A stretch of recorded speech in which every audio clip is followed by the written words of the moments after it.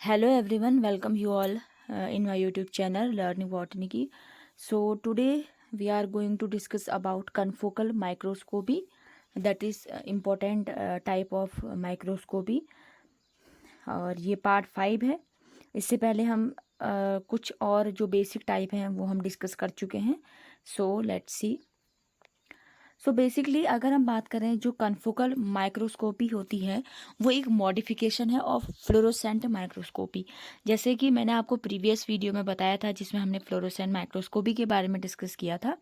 तो उसमें हमने देखा था कि जब भी हम कोई इमेज को देखते हैं, किसी सैंपल को जब हम विजुअलाइज करते हैं बाय यूजिंग फ्लोरोसेंट माइक्रोस्कोपी, तो हमें क्लियर इमेज तो मिलती है, बट हमें क्या मिलता है, थोड़ा ब्लरिश भी है, यानी कि जो बैकग्राउंड का जो एरिया है वो भी हमें उसमें मिलता है, यानी कि हमें ब्लरिश इमेज हमें मिलती है ओवरऑल वी कैन से।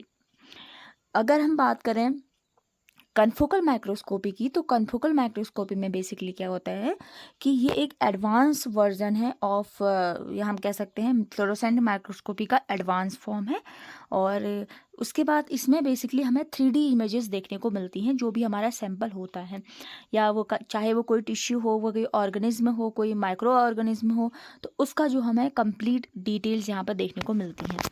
सो we can say modification to reflect light, यानी कि जो फ्लोरोसेंट माइक्रोस्कोपी है that enables optical sectioning of sample eliminating out of the focus light, useful for analysing samples with significant depth, यानी कि tissue के जो samples होते हैं उनको हम डेप्थ में देख सकते हैं, उनकी 3D इमेजेस हम इसकी हेल्प से देख सकते हैं।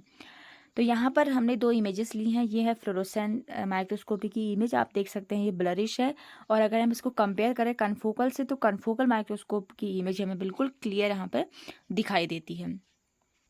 सो उसका जो बेसिक कॉन्सेप्ट है उसको समझने की कोशिश करते हैं। So let's proceed. तो यहाँ पर जो लाइट सोर्सेस हैं that is laser light. So her microscope में लाइट सोर्सेज जो है अलग अलग होता है, राइट। तो अभी तक हमने इलेक्ट्रॉन्स पढ़े थे जो लाइट सोर्स का काम करते हैं, बट यहाँ जो अगर हम बात करें कन्फोकल माइक्रोस्कोपी की, तो यहाँ पर जो लेज़र लाइट है उसको हम as a light source use करते हैं, लेज़र लाइट। उसके बाद यहाँ पर इम्पॉर्टेंट आता है कन्फोकल पिन होल्स। जो ब्लैक वाला आपको पोर्शन दिख रहा है, these are confocal pin holes, जिनका मेन फंक्शन होता है कि एक पर्टिकुलर जो लाइट है उसी को एक वेवलेंथ की लाइट को ही क्या करते हैं, पास होने देते हैं उस पिन होल से, जो कि फोकस करने में हेल्प करता है।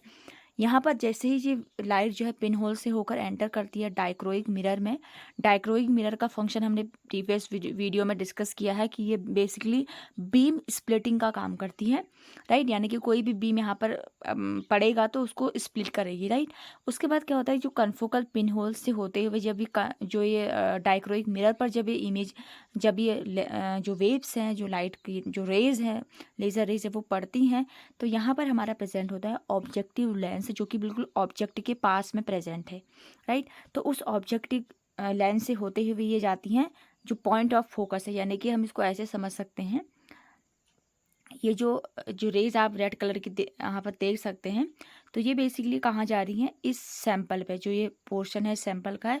अगर हम बीच वाला पोर्शन देखें तो ये, अगर हम वही जैसे हमने प्रीवियस वीडियो में डिस्कस किया था, जब हम सैंपल को डिटेल में देखते हैं तो हमें पता है कि न्यूक्लियस जो होता है, ये सेंटर में हमारा न्यूक्लियस होते हैं और प्रोटॉन होते हैं और इलेक्ट्रॉन चारों ओर होते हैं। तो जैसे ही ये लाइट यहाँ पर पड़ती है, पॉइंट ऑफ फोकस जो इसका पोर्शन है, तो वहाँ से जब ये लाइट पड़ती है उस पॉइंट ऑफ फोकस पे, तो वहाँ से क्या होता है, इलेक्ट्रॉन जो है वो ग्राउंड स्टेट, जैसे प्रीवियस वीडियो में बताया गया था मैंने कि जो ग्राउंड स्टेट से एक्साइटेड स्टेट में जाएंगे, एक्साइटेड स्टेट से जब ग्राउंड स्टेट में आते हैं तो ये कुछ एनर्जी को एमिट करते हैं, राइट। सो उस एनर्जी, जब ये एनर्जी इमिट होती है तो वही हमें क्या दिखती है, फ्लोरोसेंस की फॉर्म में दिखती थी in case of fluorescence microscopy में।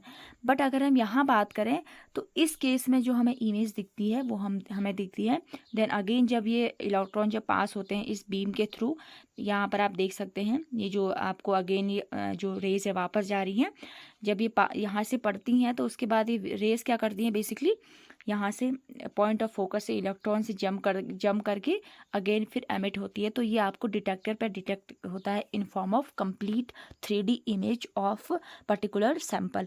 तो हमें जो है इजीली विजुअलाइज हम इसको कर सकते हैं। ये एक कंप्लीट डिटेल इसका वर्जन है, आप देख सकते हैं। यहाँ पर भी इसको भी हम समझ लेते हैं। लेज़र लाइट आ रही है जो कि एक्साइटेशन जो पिन होल है वहाँ पर फॉल होती है एंड देन ऑब्जेक्टिव लेंस पर पड़ती है। ऑब्जेक्टिव लेंस के बाद नीचे वाला जो फोकस ऑफ सेंटर है इस पर्टिकुलर पॉइंट ऑफ फोकस पे पड़ती है। उसके बाद से क्या होता है कि आप देख सकते हैं, फिर उसके बाद जब लाइट इमिट होती है तो अगेन इस डायक्रोइक मिरर से पास होती हुई लाइट जाती है इस फिल्टर पर, जिसे हम इमिशन पिन होल, यहाँ पर फिर अगेन पिन होल्स प्रेजेंट होते हैं जो कि एक पर्टिकुलर लाइट को ही इमिट करते हैं।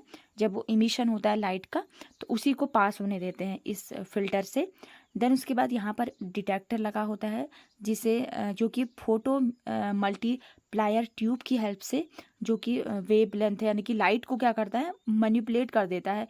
या हम बोल सकते हैं कि उसको पर्टिकुलर वेव लेंथ की लाइट को हमें जो है इस इमिशन फिल्टर के थ्रू हमें फिल्टर में जो है फिल्टरेड होके वो लाइट जो है पर्टिकुलरली हमें डिटेक्टर में देखने को मिलती है। सो ये है एक सिंपल सा concept about confocal microscopy.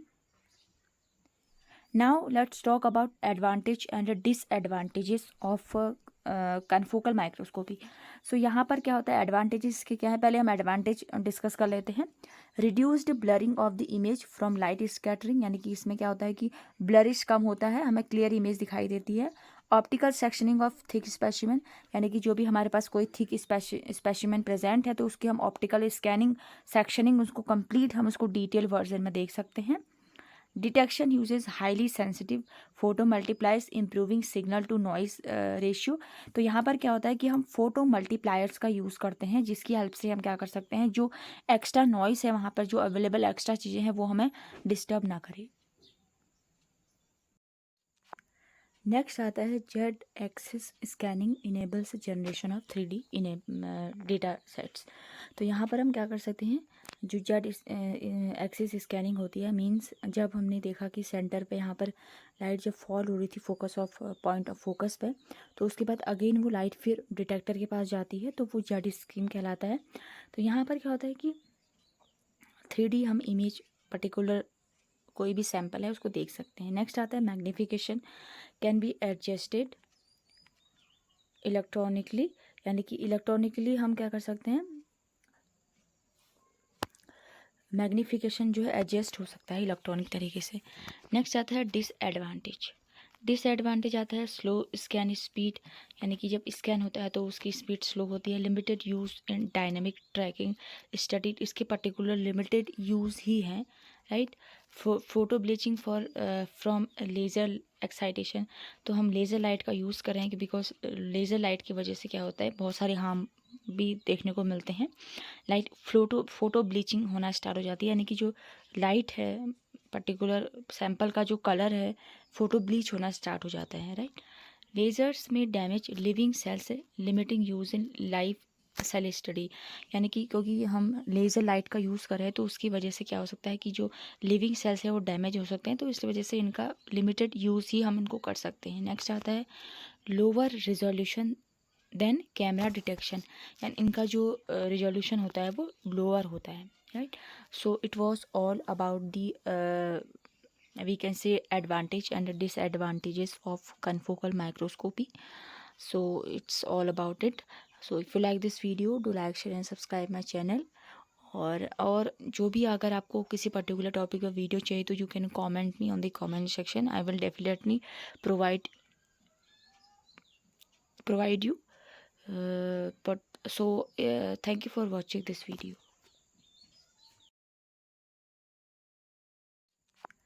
Next आता है Z axis scanning enables generation of 3D data sets. तो यहाँ पर हम क्या कर सकते हैं, जो जेड एक्सिस स्कैनिंग होती है मींस जब हमने देखा कि सेंटर पे यहाँ पर लाइट जब फॉल हो रही थी focus of point of focus पे, तो उसके बाद अगेन वो लाइट फिर डिटेक्टर के पास जाती है तो वो जेड स्कैन कहलाता है। तो यहाँ पर क्या होता है कि 3D हम इमेज पर्टिकुलर कोई भी सैंपल है उसको देख सकते हैं। नेक्स्ट आता है magnification can be adjusted electronically, यानी कि इलेक्ट्रॉनिकली हम क्या कर सकते हैं, मैग्नीफिकेशन जो है एडजस्ट हो सकता है इलेक्ट्रॉनिक तरीके से। नेक्स्ट आता है डिसएडवांटेज। डिसएडवांटेज आता है स्लो स्कैन स्पीड, यानी कि जब स्कैन होता है तो उसकी स्पीड स्लो होती है। Limited use in dynamic tracking study, इसके पर्टिकुलर लिमिटेड यूज़ ही हैं, right. Photobleaching for from laser excitation, तो हम लेज़र लाइट का यूज़ कर रहे हैं कि बिकॉज लेज़र लाइट की वजह से क्या होता है, बहुत सारे हार्म भी देखने को मिलते हैं। लाइट फोटो ब्लीचिंग होना स्टार्ट हो जाती है, यानी कि जो लाइट है, पर्टिकुलर सैंपल का जो कलर है, फोटो ब्लीच होना स्टार्ट हो जाता है, राइट।